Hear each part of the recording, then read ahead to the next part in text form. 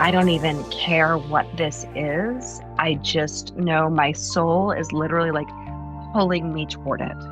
I got broken open a bit when I started a practice of anointing myself because putting oils on my body, my body became the altar. And when my body became the thing that I was blessing and the thing that I was adoring, I had to come face to face with how much I'd been avoiding it and how disconnected I'd been my whole life.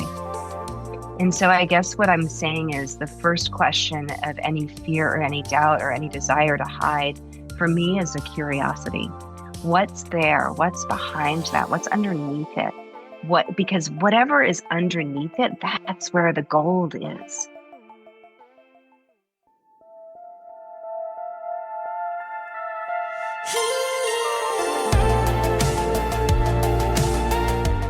Welcome, love, to Wild Flow, the podcast for wild and wise women devoted to honoring your body's wisdom, reclaiming your cyclical power, and walking as a feminine leader in life, love, and through your soul work and purpose. I'm Charlotte Puanto, embodiment coach, ritual priestess, menstrual cycle educator, and feminine business mentor, here to guide soul-led women to step forward as their most magical, womb-awakened, authentic, and sovereign selves. On the podcast, we have rich and deep conversations with women I deeply admire who are leading the way in the reclamation of sacred feminine power. Ready for a new episode, my love? Let's flow.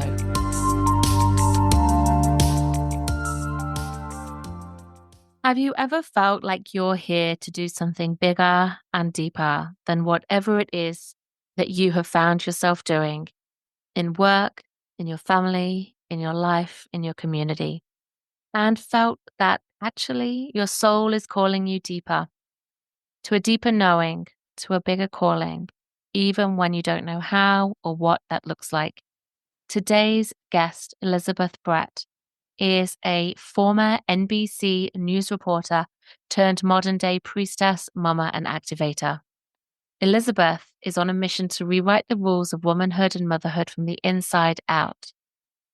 She's been working with women for 15 years and has discovered one key element missing in how we measure success: our soul satisfaction.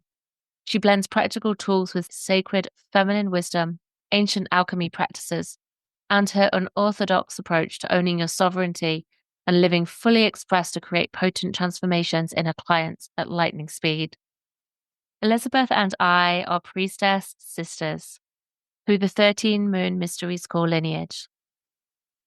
Having met Elizabeth in person last year, I felt her deep presence, her wide open heart, and have been fascinated with her journey of leaving behind a very visible, outwardly successful career, from having the dream life, having it all, and to leave this to become and own, embrace, and embody her deep soul calling as priestess.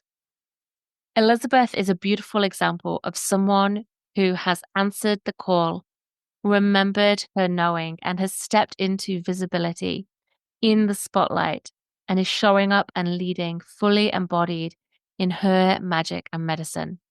I invited Elizabeth on this podcast to talk about her transition from the TV to priestessing, inquiring how she knew that she's a priestess and how this path called to her.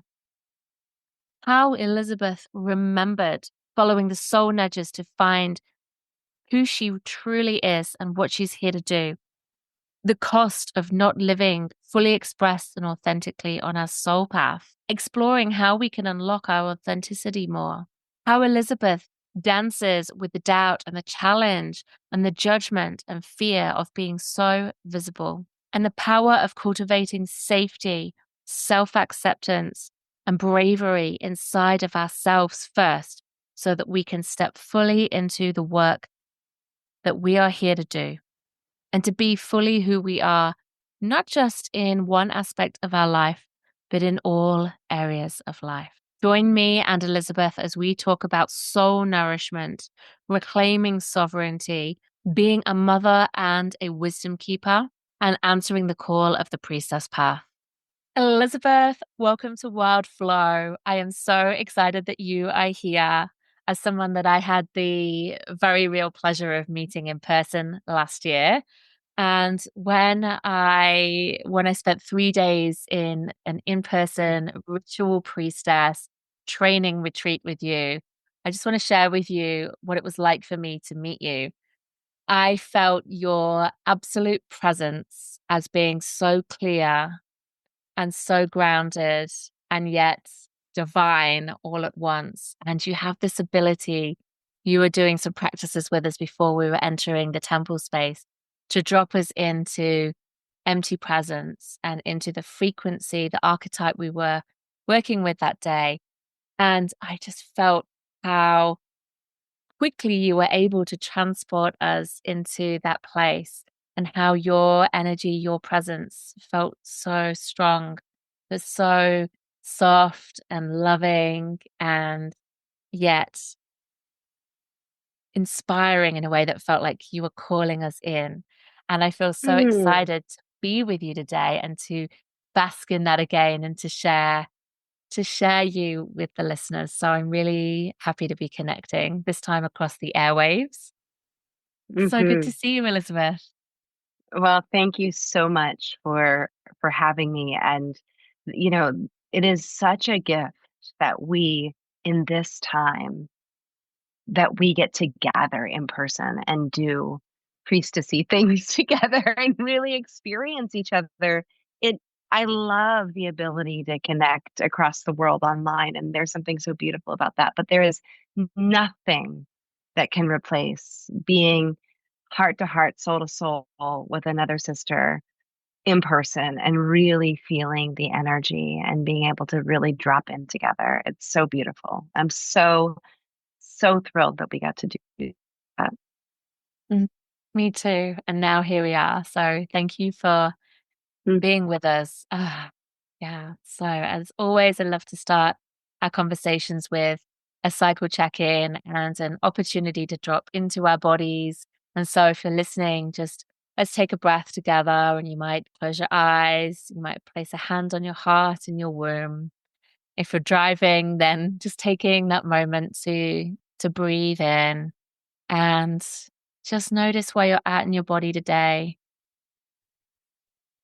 Hmm.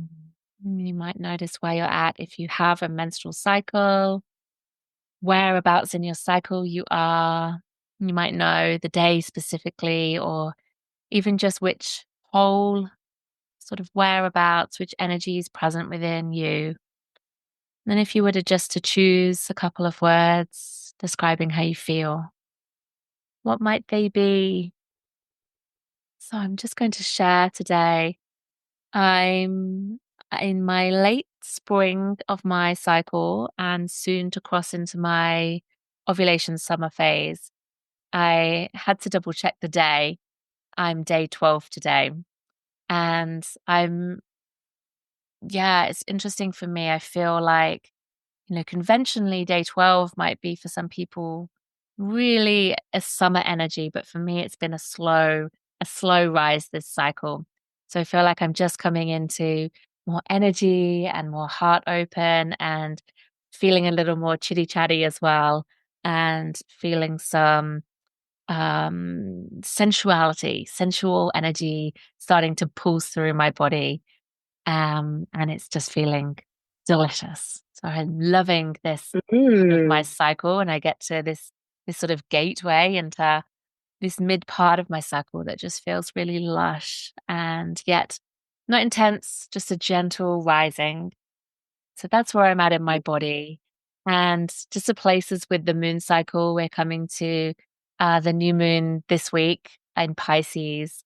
And so just on that downward opposite end of the cycle to where I'm at in my menstrual cycle, that slowing, that crumbling, disseminating, calling back home into the moon temple cave, and a time of releasing and letting go and wrapping up over this last cycle before we begin anew in this archetype of Pisces, the mystic, this very um, magical sign where we have these abilities to tune inwards and work intuitively and feel what we're aware of between the realms as well as how I often think of Pisces. So we're also in the southern hemisphere here, just on the cusp of the end of summer and dropping to autumn in the next little while. And just feeling this last hurrah we've been having here with the sun and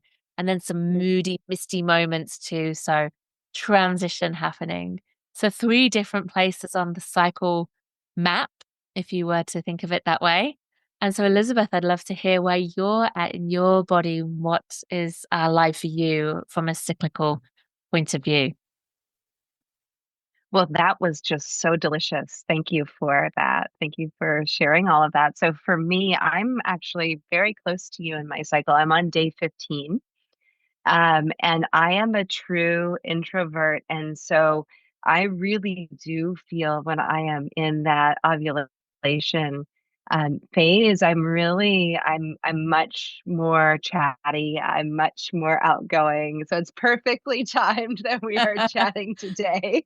Um, I've actually just had a pretty blissful week away with my husband, which is the first time we've been able to do that. My kids are 10 and 7. And so I was doing social stuff and I was with him a lot last week, but it was so nourishing that it actually felt really, really good.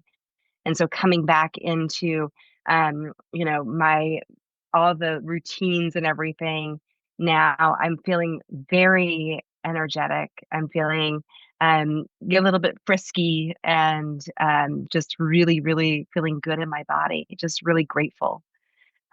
It's interesting because I'm in Austin, Texas, and we don't get a ton of winter, but we literally in the last 2 days went from it being in the 40s, which is, it was cold and rainy when I arrived home. And then today it was sunny, not a cloud in the sky, and almost 80 degrees, which is a pretty hot day. And so we are transitioning out of the winter time and into the springtime here, which is really beautiful. And I love that because it feels like a building for me. It feels like, okay, the life is coming back. It's brighter out longer and our days are getting longer. And it always feels like this awakening happening within when we're in this time of the year here. So I feel like um, whenever I'm out of my routine and I come back into it, it always is a reframe for me. But right now, I feel like I had some major downloads. I was in Barcelona. I found out several years ago that I actually have some Visigoth in my ancestry. And they even talked about when we were walking through the ancient parts of the city, the Visigoths and what they did. And so I felt very connected to my ancestry there, very connected to, walking on the same stones that they'd walked on. And it feels right now like I am in the midst of a rebirth as well. So to have this timing with the seasons is just gorgeous. And I'm just feeling pretty delighted at the moment. Oh my gosh, that's so beautiful. Thank you for sharing. I love that you got to experience walking on the lands of your ancestors. That's so powerful. What a beautiful experience. And to have that time with your husband and that connection time and that nourishment together. And this rebirth that you're speaking of that you're feeling you're moving through at the moment. It just feels so exciting, and I'm loving watching you and your work evolving as well. So we'll dive into all of this. Um, and Elizabeth, I'm really when I have been getting to know you and following along on your Instagram and listening to your podcast and having met you last year and seen the path that you walk as a priestess, I've been fascinated to learn that you actually had a really unconventional but quite I'm going to use the word mainstream career to start with, as an NBC reporter, so news reporter, and very visible, very, I can imagine, career driven, needing to be outwards and polished and kind of perfect and performing in a very specific way. And as I feel into that, I'm feeling the demands of keeping up a certain appearance, I guess. And I'm really curious with your story and your unfolding, your journey that you've taken. I'd love to hear you speak about this, so I won't put words in your mouth about this. But to see you here today, so embodied as a priestess, I'm really curious about inquiring about this journey that you have been on. And the first place I want to start with, though, is asking you, what is a priestess to you? And how did you, or or do you know that this path called you? Mm, mm. Yeah. What is a priestess? I have to say that until about a year and a half ago, even though I had been on this path for some years, I wouldn't call myself a priestess. It to me felt like it was too attached to priesthood and a church term. And I didn't want to be associated with a church term. I grew up Southern Baptist.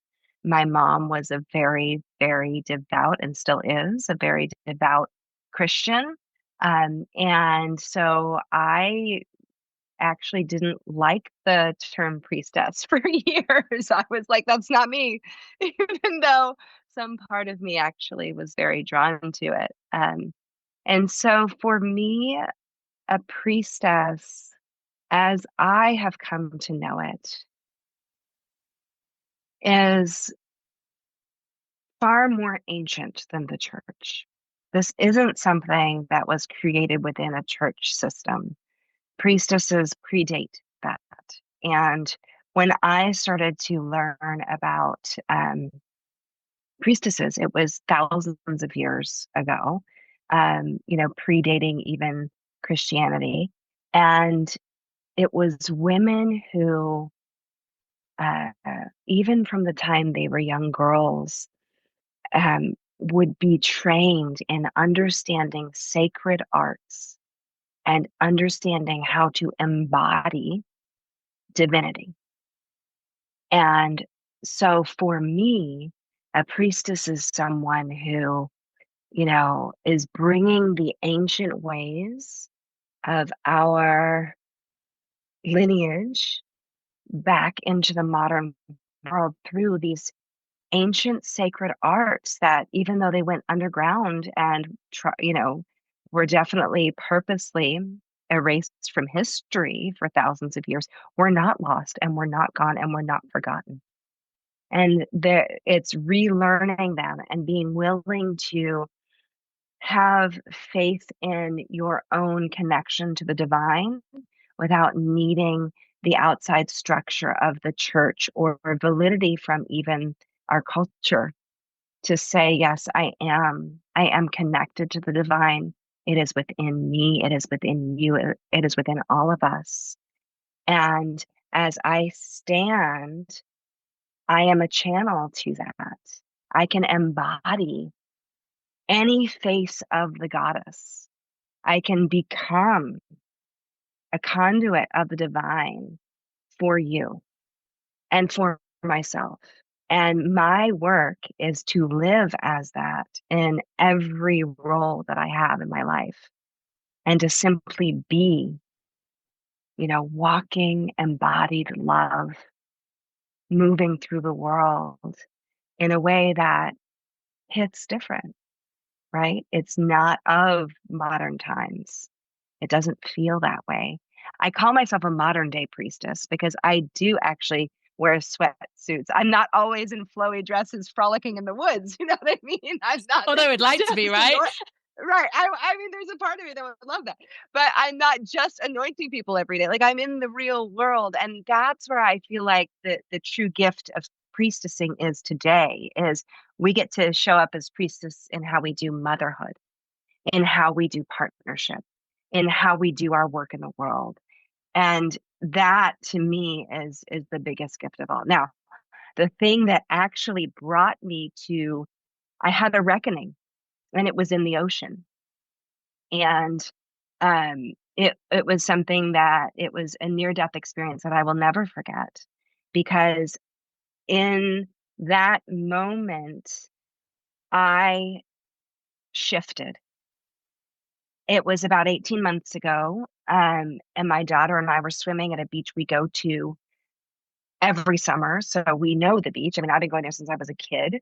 The water is pretty unpredictable, and the sand moves a lot. So, where you can touch bottom changes every day. But we were out, we'd been swimming for a while, like any other day, and I noticed she was starting to get tired, and there were just a lot of waves coming at us. And um, I quickly realized we were out further than I could touch. There was no real obvious way to get back. And I remember her starting to pull down on my shoulder, like she was too tired to hold herself up to keep, treading water. And she was about 60 pounds at the time. So that's a significant amount to be holding up. And we went under a set of waves, came up, and we went under another set. And after that second set, I started calculating how much time I could actually continue to hold her up. And I knew that there was no easy way in, and we were running out of time. And so we went under one more set of waves, and I screamed for my cousin, who happened to be like former lifeguard, like amazing swimmer, happened to be nearby. And we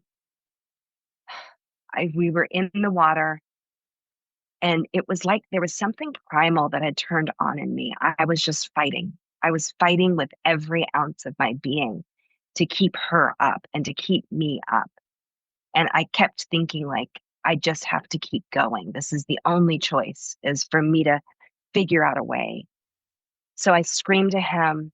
He came out to us. Somehow, magically, I got her in enough. I remember a wave crashing on us as I was bringing her in. We got through it, and I got her to him. And in that moment, I let out this like primal scream. It was like kind of like a howl, because I knew that I'd done what I had to do as a mom, and I'd gotten her to safety, and he had her, and he was going to take her in. And I also knew in that moment that I had nothing left. Like, I was out of energy, I was out of everything. And the ocean has always been a guide for me. I've always gone and just sat with the water and poured my heart out to her.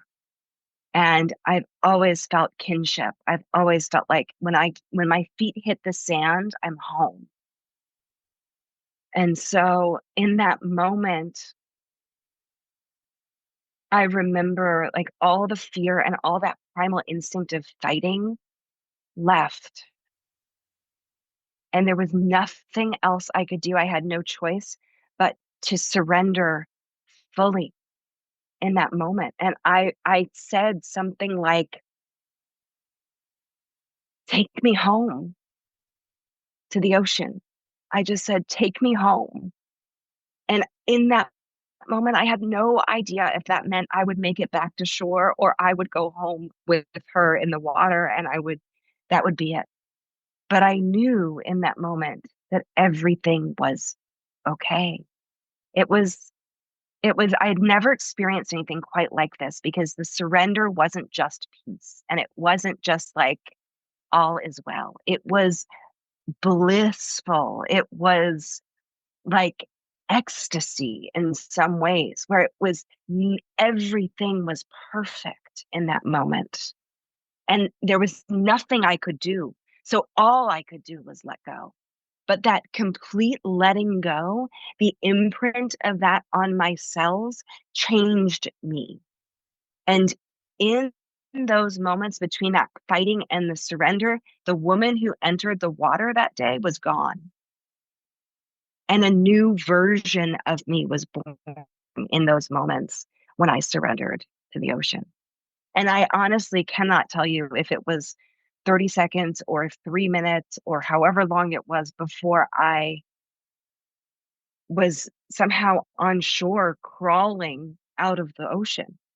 I don't remember how I got there, but I do know that I crawled far enough out to know I was safe. And I just turned and I looked at the water and I knew that there was a new version of me that had emerged, and this version could no longer hide and could no longer pretend. 2 weeks later, I was supposed to go back to school to become a marriage and family therapist. So I was like on this other path. This was still when I was priestessing, but it was in a separate part of my life, right? Oh my That was gosh. my own inward journey. It was not something I was doing outward. And in that moment, that whole storyline shattered. I mean, it was like instant. I wasn't going back to school. There was no way I could. I'd already been in higher education for the last several years in this priestess work that I was doing, and this divine feminine, and this remembrance that I was having. I knew who I was. I was a fucking priestess.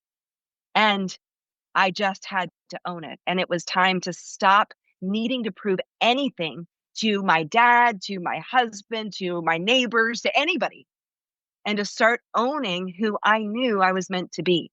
And so that was truly the moment that I stepped into being a priestess. Energy is everything, and your energy speaks volumes. Did you know that we all hold different frequencies, styles, strengths, and growth areas as leaders?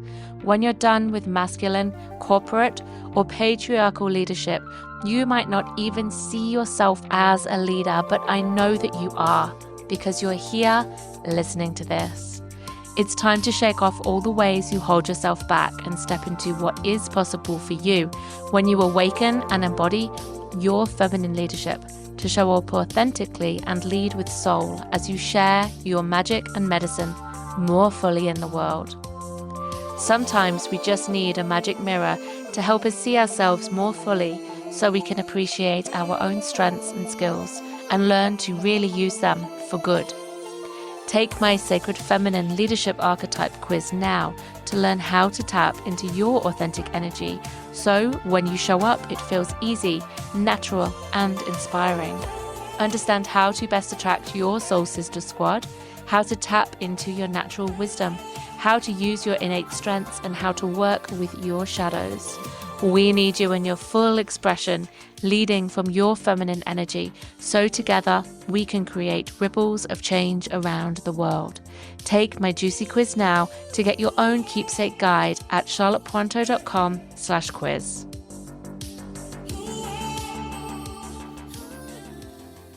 Wow, I'm just here bathing in the full emotion of that story as a mother, as a woman, as a priestess, as witness, just feeling the potency of that story and how it's these moments that force us to reckon, as you said, a reckoning with enough, enough, enough. And I relate to that so much. I had a moment in my own life where I was faced with my own mortality as well and everything that I thought I knew. And I do believe that was the moment that really set me on a completely life-altering trajectory as well. And I would just really hear you and relate. And I'm wondering if others listening as well can relate to those moments of you think you've got it figured out. You think you have everything you wanted. You think you know who you are and what you're meant to do. But there's more. There's something bigger and beyond. And actually, you know this if you were really honest. but you're not able to hear at that moment. You're not able to see it. And it's these cataclysmic events that reveal something bigger, and the values that we might be holding or not living, or that truth, that calling that we've not felt, whatever it is, able for whatever reason to step into. I just really, I really feel that. And I feel like it's in that not listening where life can get harder and harder and harder until Hmm. we do listen. And I'm really just Absolutely. feeling, yeah, this this cost, this cost of not living this more authentic or deeper truth or purpose. And there is a cost, isn't there? And what was that cost for you? Would you share with us what that was like for you? Mm, yeah, well, I feel like it showed up differently at different points in my journey because I can look back and I can understand that I was always a seeker. I was always someone who wasn't quite satisfied with good enough, right? And so many of us, if we look back, at the younger versions of us, we can remember that. But at some point I forgot it. And for me, it was especially when um, I was a mom to two little kids and I was trying to reconcile with how to do it all. And I remember it was actually on a plane to go to an in-person retreat that was on the sacred feminine, my very first in-person experience, because I really started the deep work we're doing with the 13 Moon Mystery School curriculum during COVID. So everything was online. And this was about a year after that I was going in person. And I just poured out page after page on the airplane. And I remember the feeling in my body that I felt like I was a caged animal. I felt like even though I had every single thing that I had thought was supposed to make me happy and successful. I had the beautiful house. I had the amazing husband. I had two healthy kids. I was able to be, whatever role I wanted. I was a stay-at-home mom for a while. I was a professional speaking on stages. Like I got to do all these beautiful things, right? And there was still something that was so I wasn't settled. I wasn't okay. Something was missing. I was frustrated. I was resentful. I resented my husband. I resented my kids. I mean, it's hard for me to admit that, but it's true. There was a lot of me that was just freaking angry. And I didn't know where the anger was coming from, but I knew that I was frustrated and that it was much deeper than some like spa day or you getting a new haircut could fix. It wasn't like, okay, if I go on one more girls trip, that's going to all be better. This was like a something wasn't settled. And I remember there were moments where I would be like screaming at the top of my lungs after dropping my kids off from school. They'd be out of the car, but I was just mad and frustrated, and I couldn't figure out what it was. And that's really what started me on this much deeper search of what does satisfaction look like and what does success actually feel like? Because it doesn't feel like this. Like this version of what I'm supposed to want doesn't actually give me that feeling of being fulfilled and being deeply nourished by my life and feeling really excited to wake up every morning. In fact, I dreaded waking up in the mornings and I was lethargic and I was, pissed off most of the time. I call it my no fun era because I was no fun. I was just not having a good time. And I think for me, the cost was really on every level, in every realm.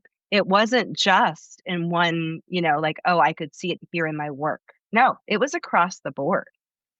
And it wasn't until I was able to get really honest with myself about what I actually wanted instead of what I was expected to want that I could even begin to understand what a deeply satisfied life could look like for me.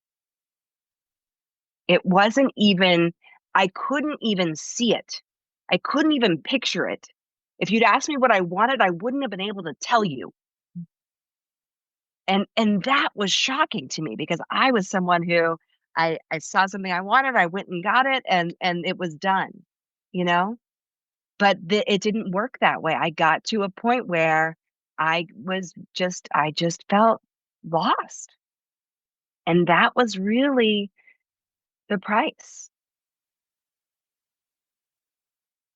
Oh, I relate to that so much. Yes. Thank you for sharing that. And I've been in that place too of doing what I needed to do to get by and doing the thing that would give me the maternity leave package, for example, or the stability or the flexibility, but not being able to have the fulfillment as well, not really being able to use my natural gifts, always feeling in my previous employment that I was going to get found out any moment for being a fraud in some way, not good enough, not quite right, sort of playing at fitting in, playing at doing it, but not really kind of feeling like I was just doing what I was meant to be doing. And I so relate to that seeking. I'm the same and have always felt like, what is the point though? But what is the real meaning of this? Like, but what's this really about though? Are we really meant to do what, for example, I think of my parents as just examples and grandparents and other people who I know of previous generations where they just do the thing. They move through the milestones, they tick the boxes. And I look at them and I'm like, sure, you've got the status things and you've got security, but are you deeply in touch with who you really are? Are you really contributing in a way that you feel really lit up by? Are you actually happy? And I've always just known I could never live that life and just do the things. And yet in that same place of, but I don't know what this is meant to look like. I don't know what the destination is. And I'm sure you have, I know you have.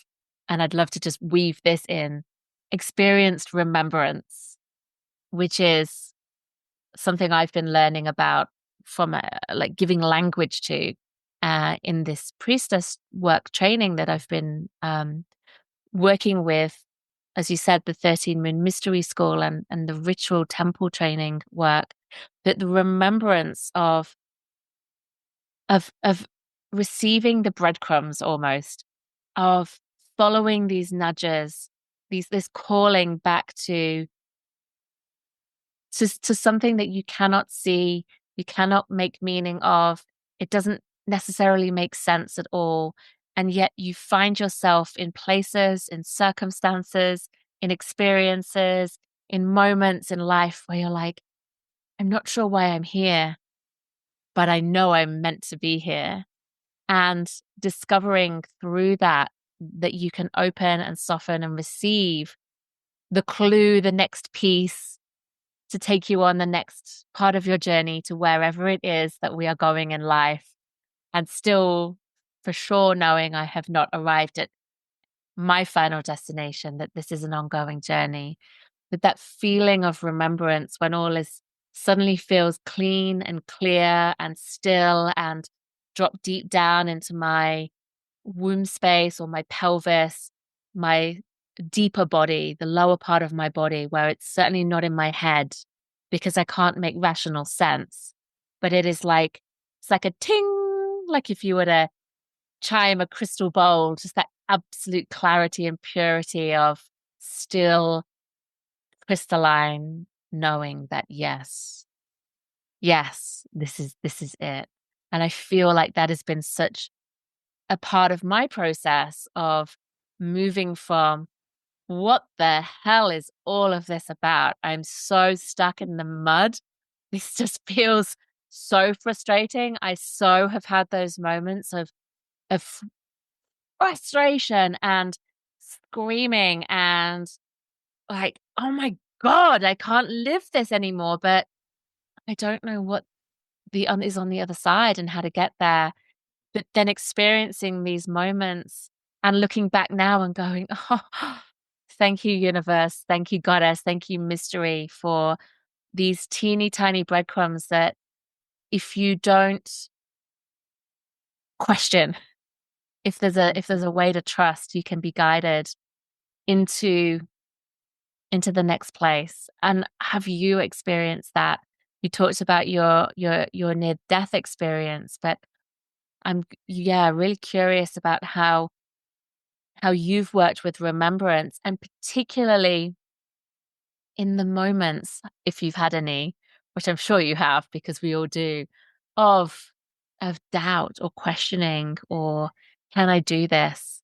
Can I step into the visibility of being a priestess and being in the face of what other people might even think of that as well? How has this supported you? What's that been like for you? Mm. Yeah, the first time I remember when I decided to um,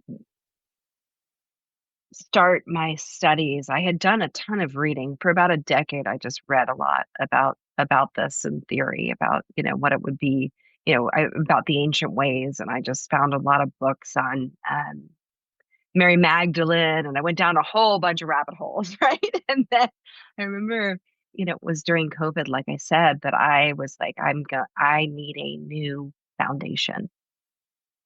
But it was fascinating because I had been in some way connected with my mentor, Elaine Kalila, for years, but I had never actually had any idea what she did. And it was like this all of a sudden, I had been searching for years for a women's circle in Austin, local to me, something in person that I could do. And I tried all these different things, like some were too woo woo for me, some were, not deep enough, some, some were just like wives club where they were just talking about their husbands. Like I tried a whole bunch of shit and then came back to this realization that it still wasn't it every time. Right.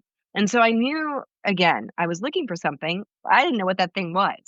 And so when I first had told my husband that I was going to be doing work in a mystery school, I remember the response that he had, because it was so out of context for him of anything that I had ever done.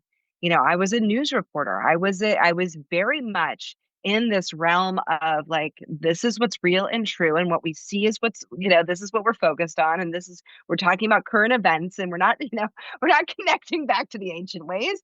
And so it was all just so out of the realm. But when I saw something come up it was on some social media thing.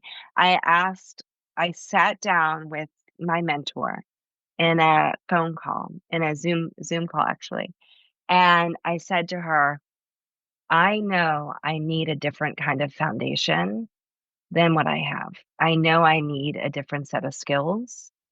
And during that conversation, I don't even remember what she said, but I remember having that first experience of, I don't even care what this is. I just know my soul is literally like pulling me toward it. So I actually thought I was going to be signing up for something to do with the Magdalene. I ended up signing up for something with, the 13 moons. It was totally a different thing. I didn't even care.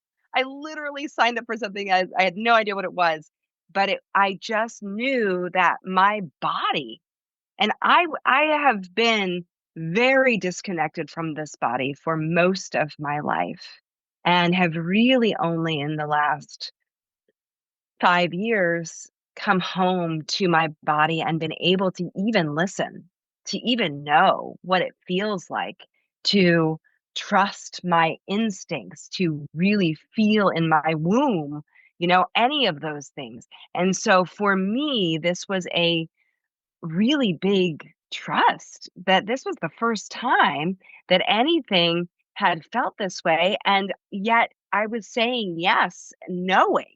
And then it kept happening. So the first time I was actually in a temple space, a sacred feminine, online ceremony, it felt like every cell in my body was coming alive in a way that I'd never experienced.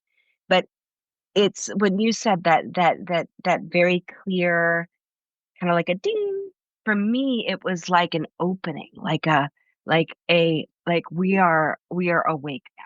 Like I am fully awake now in a way that I have never been. And I've also never been so sure of something in my life. There wasn't any room to doubt because it was just true. And so that kept happening. I had this beautiful meditation where it was such a blessing to hear you describe how I came across to you because in one of the first meditations I did one on one with my mentor, I got to meet one of my ancestors. And it was this beautiful experience of, I walked into a clearing and I saw these women passing something down a line and I couldn't see what it was. Their backs were all to me and the line went further than I could see. So the women were, just all the way out into the distance. And I just watched them passing this thing. And then after a time, one of them turned to me and she was this fierce Viking like woman, big blonde hair and these piercing blue eyes. And she was like the embodiment of fierce love because she had a sword on her back. Like she was ready to fight for whatever it was she believed in, but she was the most loving person I had ever experienced. And when she looked in my eyes, I knew that she knew me on a cellular level. Like she knew my DNA, and I knew instantly that she was an ancestor of mine. And then it became clear that every single woman in the line was also an ancestor of mine. And what I recognized was we stood there for a long time, and the person who was passing the thing had stopped. And I could tell in that moment that it was actually more like several thousand or at least hundreds of years that had been stopped. And she then stared, like we just stared at each other for a long time. And when she finally spoke, she simply said, "We have been waiting for you." And she took this stone. It turned out to be a stone, and she placed it in my hands. And I knew instantly that it was a keystone from what had been an ancient temple. Oh, Now, chills. this was so early in my journey, Charlotte, that I didn't even have context for this, right? But I knew that whatever this was, like my ancestors were not just aware, but they were cheering me on. And that whatever I was doing wasn't just breaking a cycle with my mother and my grandmother, it was bringing something back that we had lost in our lineage. And that whatever I was doing was not just awakening something in me, it was actually bringing all of them, all of the women from my lineage into my life with me. And that was huge for me because I had felt very disconnected from my mother and grandmother for most of my life. It was almost like I remember as a kid being like, how are, how is this where I come from? Like I didn't understand it. There was something and it was, I can see now that there were so many gifts in the way that my mother didn't know how to do certain things that I would have loved for her to do because it allowed me to become who I am. But I could see that that whole idea of playing small, and just being okay with what is, and like that was very comfortable for her. And I knew that, again, as I was such a seeker, I wanted more, and I couldn't understand how she didn't. And then I meet these women from my lineage who are everything, and they have totally not had to give up themselves as the fierce warrior and the mother and the leader in their community, and whatever other roles there were. It was not either or. It didn't have to be. But I saw the ability for me to be the fullest version of me in them, and that was such a gift. And so it wasn't like remembrance. It can happen in an instant for me when I'm dropped in and I just have that body feeling of like my cells waking up. But it can also just be like, I now know one of my stories, my biggest wounds was that I was alone and misunderstood. And I know that's because the family that I came into, like the generations before me, um, you know, didn't quite know what to do with me. And I didn't fit the mold.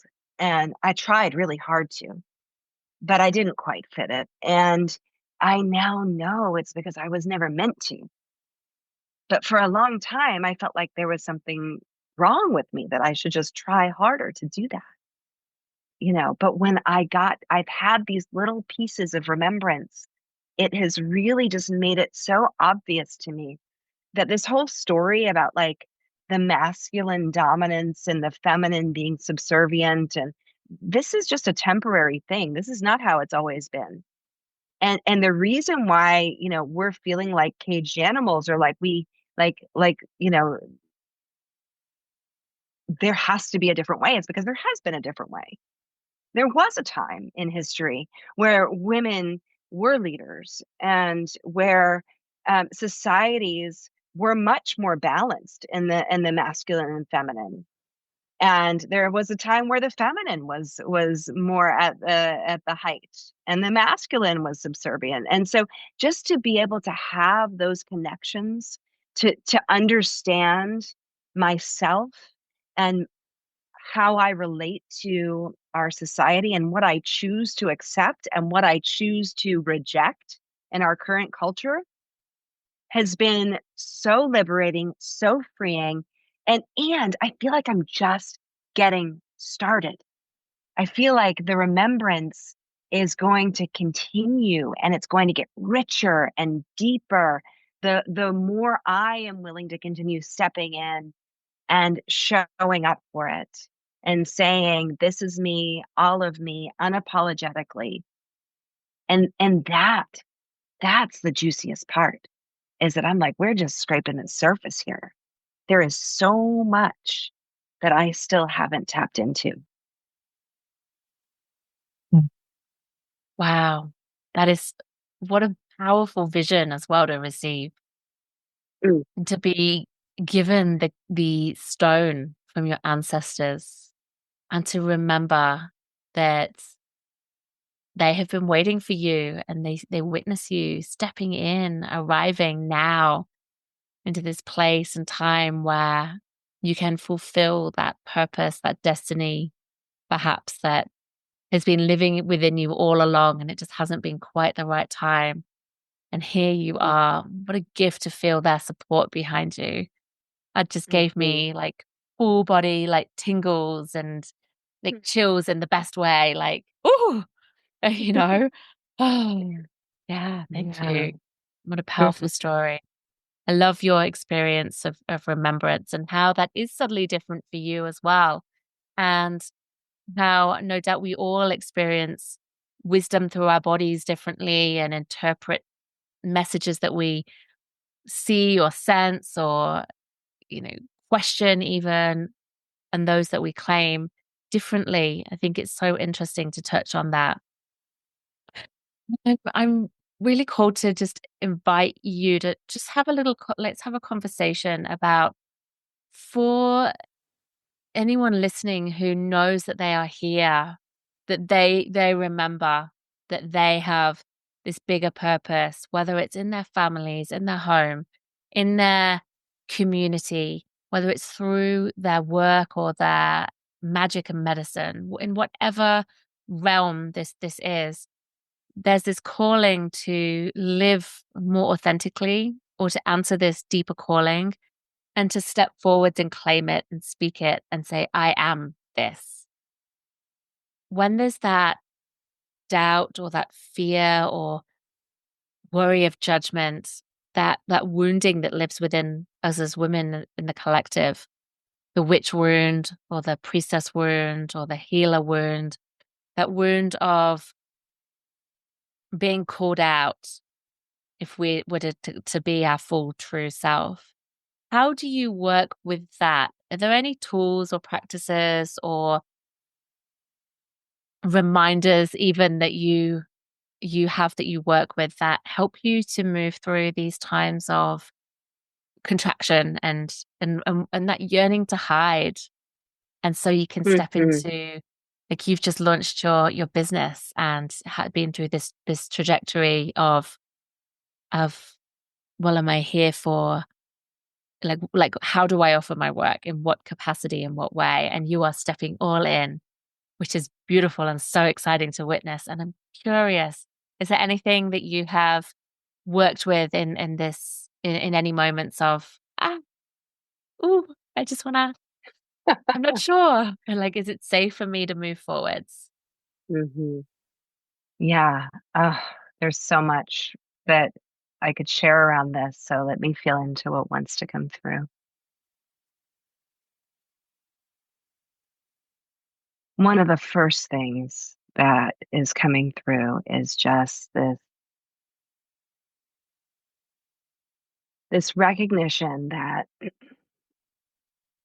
for me, in order to be ready to be visible in this way, I had to really work with feeling safe in my body. And I would say about 5 years ago, I had an experience, maybe it's been 6 or 7 now. I had an experience when my babies were really little. My kids were very young. I think Grace was one. And I was at a party, um, and it was someone we knew, but I was groped very inappropriately. And at the time, that led me down a path of feeling like there was something about the fact that I was a mother, that my toddler and my baby were there with me, that I had thought I was done with all of that. It's not that I'd never experienced anything like that, or even that that was the worst I'd ever experienced, of men thinking that my body was theirs to, enjoy when I hadn't given permission. But there was something in that that made me totally shut down. And I'll share the process because that's what really, even in the last, I would say, 8 months, has really shifted for me. So I started to, for me, what that looked like was after that experience, and there was some fallout from that in the way that, I stood up for myself with this person. And so there were other layers to it, but I knew in my body at that point, I just didn't want to be attractive. I didn't want to be seen. And that was the most visceral experience of wanting to hide that I'd ever had.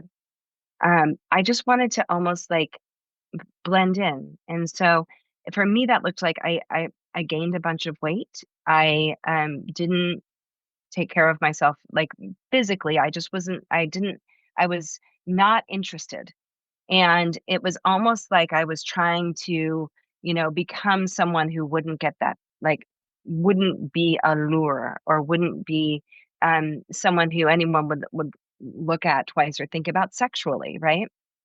Um, but what I recognized over the last 8 months or so was that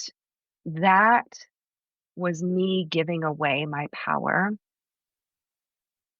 in the sense that me being willing to like not get curious about that experience enough to say, what was that really touching on for me?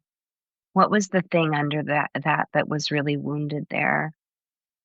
And what was really happening? And what I know, what was underneath it was I didn't feel safe to be the fullest, most beautiful version of me, because I felt like when I was that, in the experiences I'd had of being, the pretty girl, or the one, the most beautiful I could be, um, I had had negative experiences. And so I was letting that control how I treated my own body. And it wasn't until I was able to really look at um, my relationship with myself first and say, what is the most sacred thing I could do? And it was actually, I got broken open a bit when I started a practice of anointing myself. Because putting oils on my body, my body became the altar. And when my body became the thing that I was blessing and the thing that I was adoring, I had to come face to face with how much I'd been avoiding it and how disconnected I'd been my whole life. And so I guess what I'm saying is the first question of any fear or any doubt or any desire to hide for me is a curiosity. What's there? What's behind that? What's underneath it? Because whatever is underneath it, that's where the gold is. The darkness, where I work in inner alchemy, where we are constantly transforming the heaviest, the darkest parts of us into, we're transmuting it into becoming a higher frequency. We're making it lighter. We're bringing the light into it. What was in the shadow then gets turned into the light. And when we see it in the light, it takes a different shape and form. And we allow it to then become something that is a beautiful part of us. There is no longer shame. There is no longer doubt. There is no longer fear, right? And so, but we first have to be brave enough to actually look at it without turning away.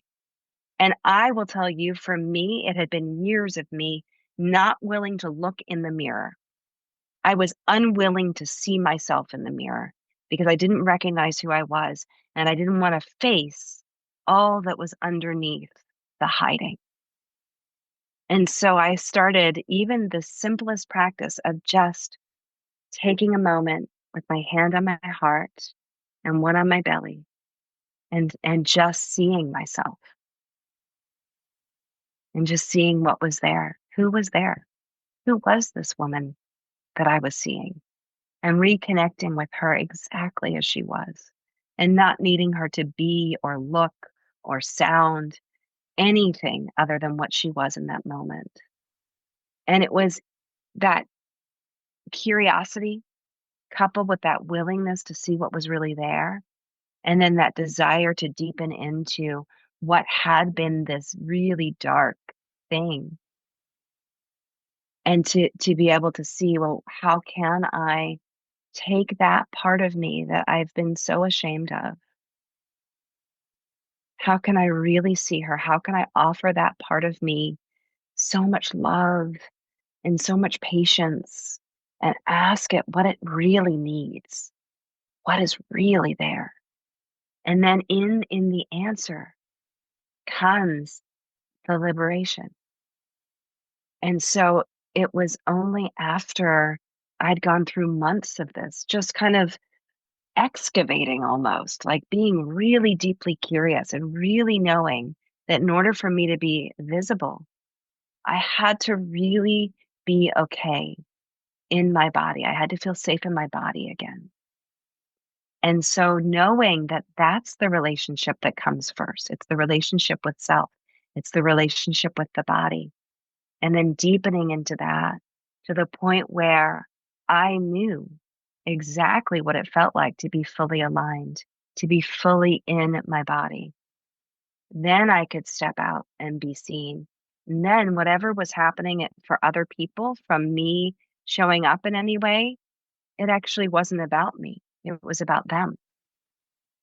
And I didn't have to take it as about me. Now, there are moments, of course, where I'm like, I see, I'm still human and it's still a work in progress, as we always are. But this is the process of, again, being willing to say, okay, that comment hurt. What's behind that? What's still there to be excavated? What is there to be loved and transmuted into something else? There's something, if it's triggering me, there's something that gets to be healed from it. And that is such a beautiful, beautiful work. It's the hardest work there is, but it's the most beautiful work. It's not like this pretty like love and light thing, which I think so often when I share with people what I do, they think it's all like crystal singing bowls and like love and light. And I'm like, it is some deep, hard shit, but it is the most profound healing and the most profound love, Mm. And so it's a journey. It's not a simple like, oh, do this one thing when you feel fear or feel doubt. But I will say, for me, it is that gift of getting to actually be with it and not avoid it and to sit with it until I can feel it shifting into something else. Mm. What an exquisite reply. Thank you, Elizabeth. Yes. Mm, I feel that so much. And that has been absolutely my process as well. And the embodiment work that I do, as well as this, as you say, deep and intense at times and heavy at times. And this spiraling down into those layers, and it's the body that holds this knowledge from previous experiences and perceives our safety and holds all of this wisdom that that has the power and potential to cause us to freeze that tension in the body, and that can keep us trapped. But when we come to safety and acceptance with ourselves, and really rooting down into what is safety and what does safety feel like, and where does that live in my body, and how can I call on that, and how can I live from that, as you say, that rising then from there. It's so beautiful, the descents and the risings that just mirror in so much of nature and the seasons and the cycles and transformation and healing and the feminine journey. It's all of that. It's so poetic in some ways, mhm, and just really, really hearing you and resonating hard with what you just shared there. Thank you so much. mm, And so, mm, Elizabeth, if listeners wanted to connect with you and find out more about you and your podcast, but your work, share with us a little about the work that you're offering right now as well in your mhm, your own business. mhm. Yeah, well, it's so interesting that we're meeting now because it's been such a beautiful process of becoming.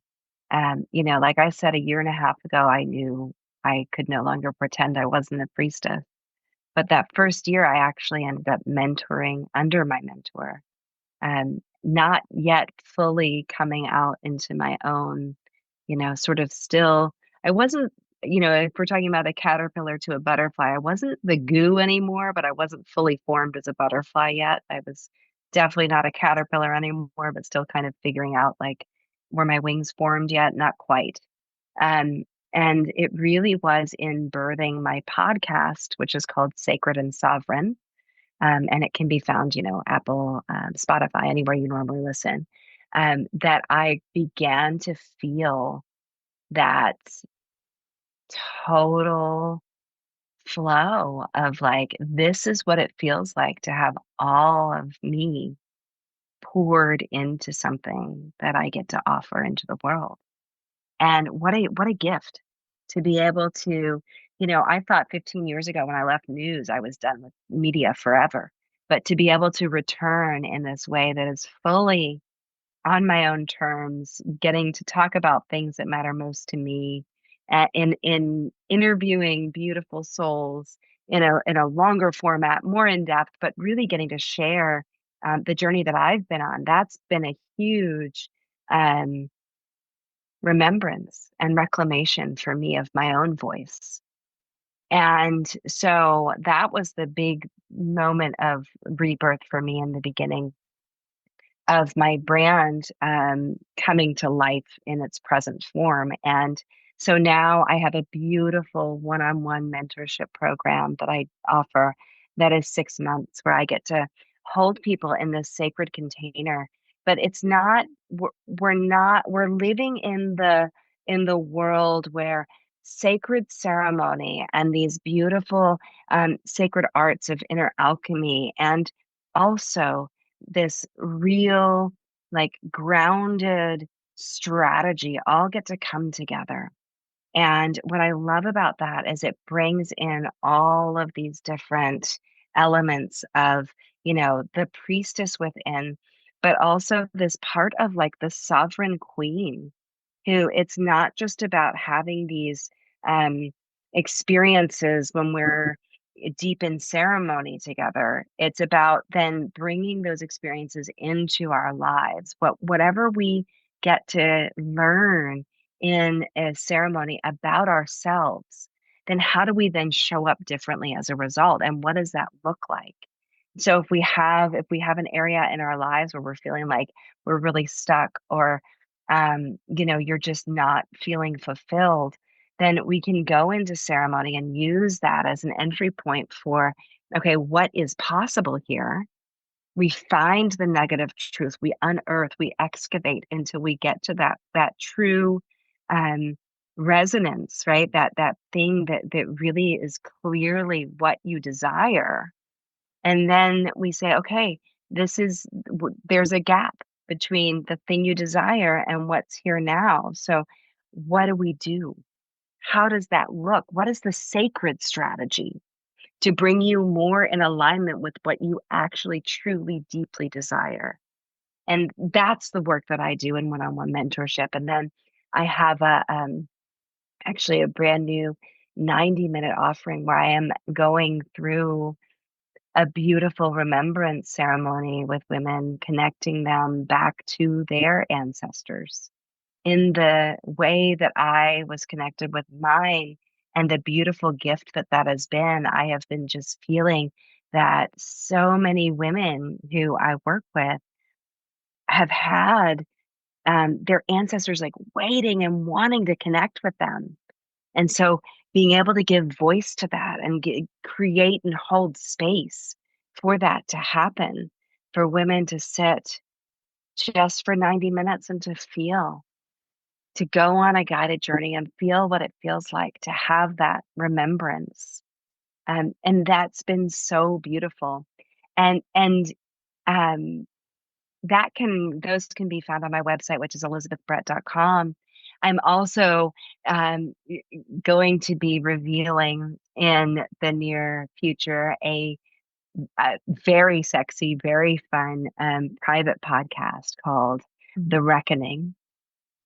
And it is really going to be about that, the dissonance that we feel in having all the things on the checklist, still feeling like there's something missing, knowing we're meant for more and being unapologetic about that. So all that is either happening or it's being birthed as we speak right now. And so, of course, you can join my mailing list, join my newsletter at elizabethbrett.com.